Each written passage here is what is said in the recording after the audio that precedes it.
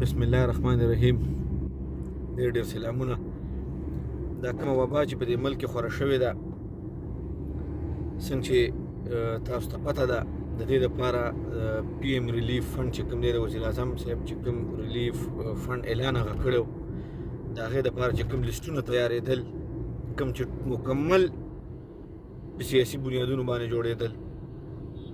بل په هغې کې دا کار کېده چې په تحصیل کې باقاعده د دوو مخصوص هغه پارټیانو کسان چې کوم نن سبا په اسمبلو کې دي، زموږ د ډسټرکټ مومن چې هغه پی ټي آی او این پی دی، د هغې باقاعده کسان به ناست وو په تحصیل کې چې کوم لیسټونه به راله د دوی د دې دوو پارټیانو د خلکو، هغه به چې کوم دی اکسپټ شول، نور به چې کوم راله هغه به هغوی ویستل، سیټ ته به یې کېښوستل. د هغې خلاف موږ اواز اوچت کړ، موږ اے سی ډي سی سره په دې باندې میټینګ وکړلو، هغه شی موږ ختم کړ چې دا لیسټونه دوی صرف جمع کېږي، د نورو خلکو نه جمع کېږي، نو لحاظه دا وبا صرف په دوی راغلې ده، که نه په دې ټول ملک کې راغلې ده. د هغې نه پس بیا چې هغه کله هغه لیسټونه ختم کړلی شول، د هغې نه پس بیا ایډمنسټریشن بل طریقه کار راویستو چې موږ به امپارشل کمیټي جوړو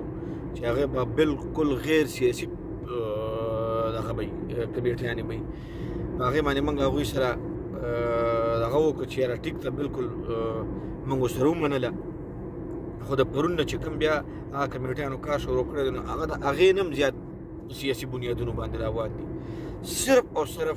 دغه د دوو پارټو کسان هغوی لګیا دي، نومونه لیکي، هغه منپسند خلکو نومونه لیکي پکې، هغه چې کوم دی لیږي ایډمنسټریشن ته او هغوی د هغوی نومونه دې بره پاس کوي.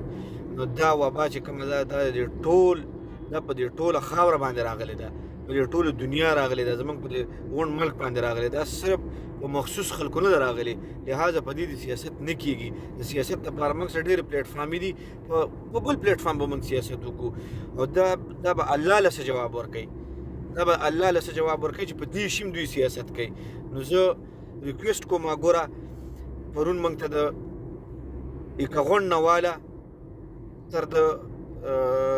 دانشکوله پورې، د پنډیالۍ پورې، د انباره پورې، د ویزو تمانځو، د هر ځای نه موږ خپل معلومات واخیستل، مکمل په سیاسي بنیادونو باندې دغه شی روان دی چې کوم قابل قبول نه دی.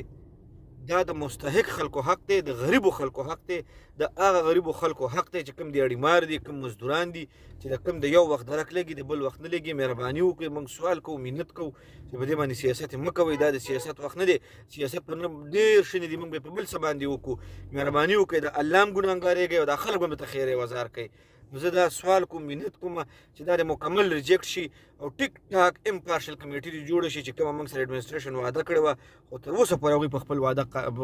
خپله وعده یې پوره نه کړله. امپارشل کمیټي دې جوړه کړي چې هغې کې نه زما ضرورت وي، نه د بلې پارټۍ نه د بلې پارټۍ، چې هغې کې مکمل 100% د غریبو خلکو او د مستحق خلکو نومونه راشي چې کوم چې مستحق خلک دي او هغوی ته دا حق میلاو شي. مهرباني، ډېره شکریه.